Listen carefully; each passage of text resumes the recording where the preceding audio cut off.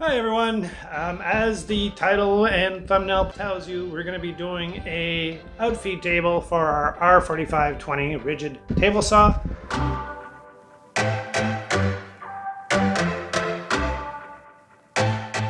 Which is in our workshop, and I think this might be helpful to you because there's so many different options out there and how to do an outfeed table. One of them, of course, is using like an actual table or cart and putting it behind it kind of thing.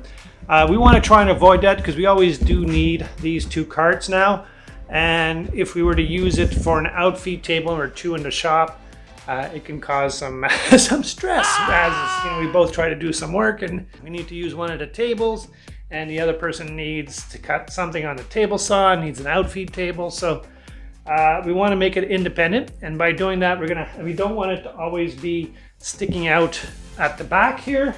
We want to keep this open or open it up very easily if we have to. So the idea that I saw on Woodwork Web on the YouTube channel, I think it's Colin Cornett that does the videos for that channel. And he's been at it for years, and I saw one of his videos where he did an outfeed table attached to the actual table itself, but that can be folded away when you're not using it. So based off Colin Cornett's video, I was going to use these brackets that are made for hideaway tables kind of thing, or wall tables that you can put aside on your wall type of thing. You have it for tiny homes and trailers and things like that. I just got these off of Amazon. If you're interested in getting them, I'll leave the link down below. So essentially there it is. If I can get this to work here, there we go. Like so. So this would be your wall, and this is your tabletop kind of thing. And then when you're done with it, you just click on that and then it would fold away. So the idea is to have this attached to the table saw so that I'd be able to just have tabletop here. I'd have to build it up kind of thing. I'd have to figure out a way to attach this to the table saw, either by drilling holes or taking this off completely, making a frame, and then having it set on there as well. Nice if it was set out further, but it could be fairly close as well. And then when I'm done with it, the table will be here, and then I'm done with it, I can just fold it away kind of thing, just like so.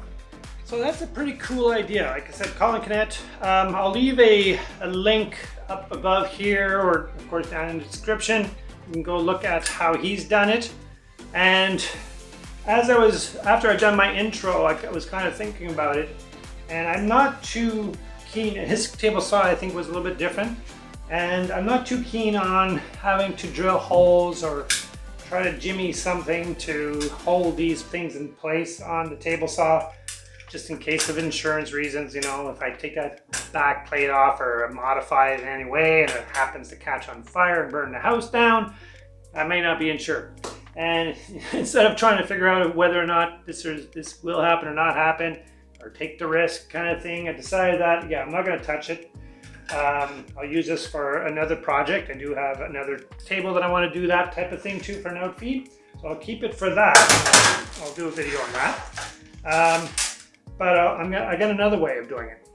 But first, if you're really interested in figuring out if you really like this idea with the brackets that fold up, then again, go look at click on the link above. Hopefully I put a card up there. If not, the description's down below. Go watch Colin Cornett on Woodwork Web YouTube channel, and he'll describe it in detail. You can go ahead now. I'll wait for you. Of course, you need to come back though if you want to see how I'm going to do it on my table here. So go ahead. I'll wait. Go ahead. It's okay. So hopefully you just came back. Hope you saw Colin Cornett's and you might like to go in that direction. That's great. But if not, I'm going to show you what we're going to do. So first I'm going to throw this. I should have done that while you're watching the video. I should have cleaned up, I know. But I'll just get rid of this stuff here. So the other option now that I'm going to do is, if you have the R4520 and the R4512, and you were the actual person that put them together, you can use these things, little T-bolts. Now I got these off of Amazon as well. Again, links will be below if you're interested in this, but you can get them pretty much anywhere. If you're not familiar with it, it's essentially a bolt that is this kind of shape. It looks like a T kind of thing, so it's not perfectly round. The head's not round, and it's fairly thin as well. And essentially, it's made for T-tracks. It happens to be that the table saw, the Ridgid table saw, has a T-track built in to the lower rail. So, if you built your table, you will know that these little plastic things come off, just like so. Ta-da! And you can take this T-bolt and you can slide it right underneath. The reason I have that T-bolt section there is actually because in the middle here, this table saw, this rail is in two pieces. So they have to have a piece of steel that can go in there and it connects it together and you tighten it up, and then that makes it so that it's, I'll say, fairly solid, because there's a whole other discussions on these rails, but that's another story. So yeah, so these things you can put in there and you can adjust it any width you want. You can add more if you want. The only problem is you can't go any further than this split, because that plate is there. For the other side, you'd have to add from the other end, take the plastic off the end and then put the T-bolt in there. So I'll do that. And then what I'm planning to do is put a hole through a piece of, I don't think I'll use this one, but put a hole through this piece of wood, put it through there, and I can use the knobs that I have in here just to tighten it up, and then I'm gonna have a hinge, and I have some leftover hinges from another project that I was planning to do, but changed my mind somehow. So not exactly the kind of cool color. I've had these probably for 20 some years in my box there, so it's about time I use them. Yeah, so then I'm gonna have a hinge, outfeed, and then when I don't need it, I can fold it down and it'll just hang down. But I will have to make a leg on whatever angle this is going to be to sort of notch into there to hold it up. So there's a little bit of finagling there too, but at least I'm not doing any modifications of the actual table saw, because it does have a T-track. You can put these bolts in there. It'll just be hanging out the back. It's not affecting the internal workings and fireproofing and all that kind of stuff for the table saw. So I think we'll be good to go. Okay, so I'm going to use this piece of wood that I have. It's a bit of scrap wood. It has a hole there, but that should be fine for this application. It's approximately where I need them. You can play around with, so I don't have to worry too much about its position. There's some really heavy-duty calculations going on here, so pay attention. So you mark approximately where you want the bolts to be, and then of course we'll mark where they line up on this end.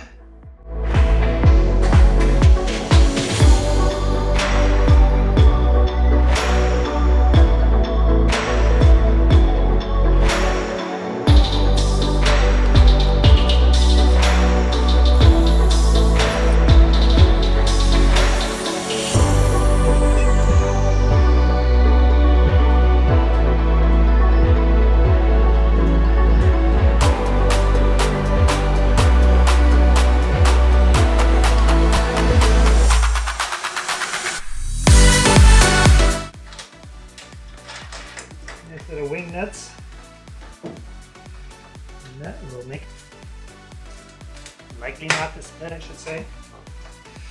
And there we go. So now we've got a nice solid piece of wood that we can work with, and it is adjustable. You can adjust, you can loosen it. You can probably slide it left to right if you wanted to. Some filler pieces. Yeah, it's almost 2 inches. Almost 2 inches. For the outfeed table itself, I'm just going to use leftover MDF that I had from my other tabletop. I'm going to put a piece of wood and then add that piece of wood to this piece of wood, and then add the hinges to that. We should have ourselves an outfeed table. Yeah, that looks perfect. Hope you're following along here. This scrap piece over there. And then I will just sort of fold away.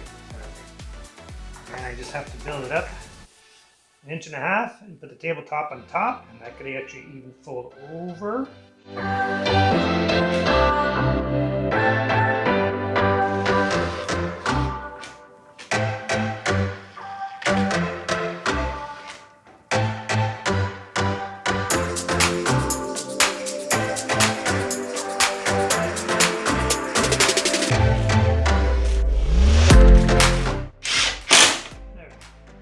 So now we have ourselves at least a hinged. So we take 3/4 inch plywood, 3/4 inch plywood, put them together. That should give us our 1.5, and then our 1/2 inch on top will give us our close to 2 inches, because we know that this is not true 3/4 inch plywood. So it's a little bit smaller than 3/4 inch. I did a video of that, not a very good video, but if you want to go take a look at it, I'm probably going to put a card up here somewhere. All right, now we'll cut 2 strips of 3.5 inches. Why 3.5 inches?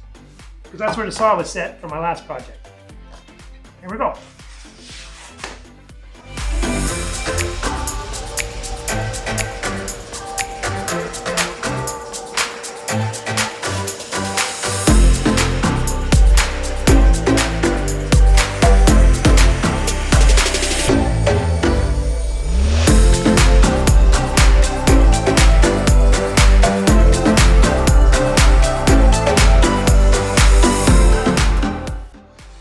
These right to here, nice and square like, and you know what, I'm going to pull out 2 of those screws just so slightly.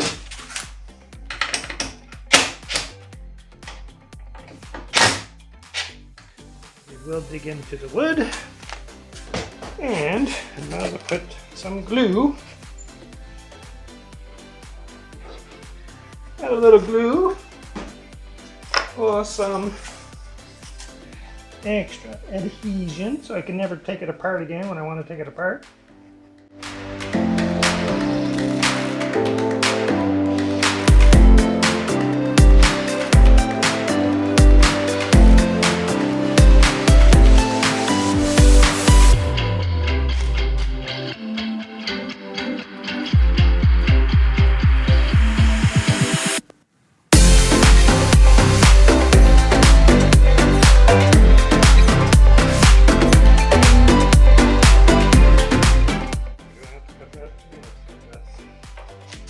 I can just screw these on like that. Why not? You see that? Yeah.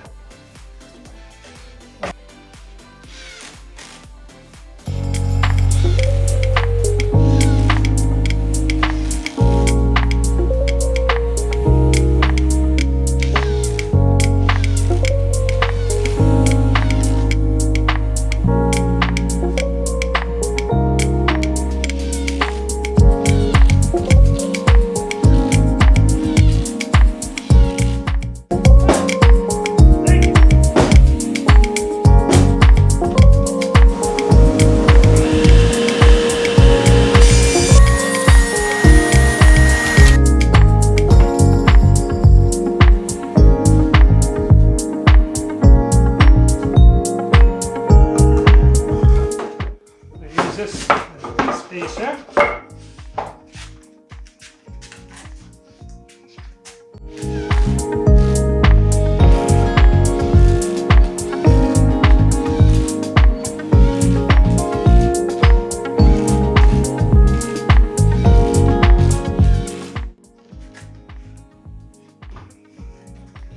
Yeah, once it's done, it's out of the way. So one option to keep the table up is to have like a leg or 2 legs that sort of fits under here, either just on the floor. You have to make an adjustment on it so you can adjust it, which would be fine if you're not moving your table saw, which we're not planning to. So that would be just a fine a good solution kind of thing. Just have a piece of wood that sticks in there somehow, either on a hinge that you can push it away or fold it. Different ways of doing that. Another way, if you are going to move it, is to have it so that it's permanently there. It's always going to be at the exact height that you want, no matter where you move the table saw. So you make a holder here, a holder there, just jam it in kind of thing. And it would always be at the proper height. So that would mean I'd have to screw in a couple of pieces of wood here or something, and a little wedge. A little wedge here would be fine. And that would be one option.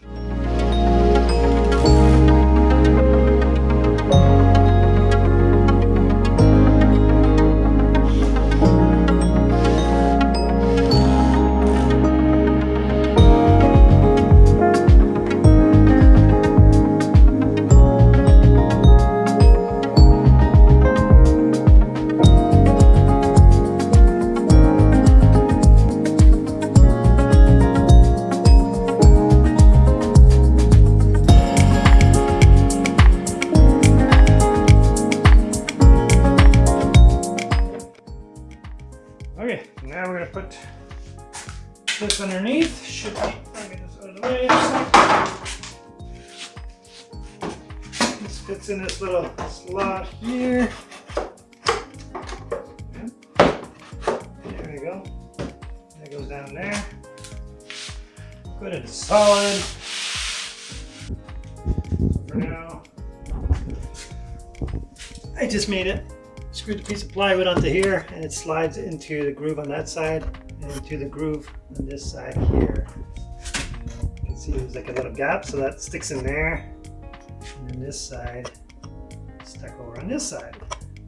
So it's good in there. I mean, you really have to shake it to get it out. Okay, so I'm just going to clean the edge off of this piece of wood here using the Outfeed. See how it goes.